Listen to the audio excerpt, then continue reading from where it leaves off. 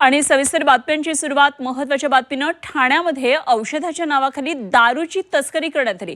1,66,00,000चा मुद्देमाल जप्त करण्यात आला आणि दोघांना बेड्या ठोकल्यात। राज्य उत्पादन शुल्क विभागानं ही मोठी कारवाई केली आहे। एका वाहनामधून 1,540 दारूचे बॉक्स जप्त केलेले आहेत। तर आरसी पाटील टोल नाका ते माजीवाडा रोड दरम्यान सापळा रचून ही मोठी कारवाई करण्यात आलेली आहे।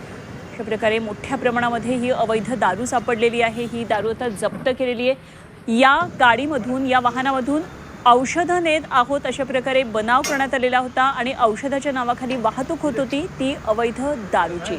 औषधाच्या नावाखाली दारूची अशा प्रकारे तस्करी झाली। मोठे बॉक्स यामध्ये सापडलेले आहेत आणि जवळपास 1,540 अशा प्रकारे एवढे दारूचे हे बॉक्स जप्त केलेले आहेत। आरसी पाटील टोल नाका ते माजीवाडा रोड दरम्यान सापळा रचून पोलिसांनी ही कारवाई केली आहे।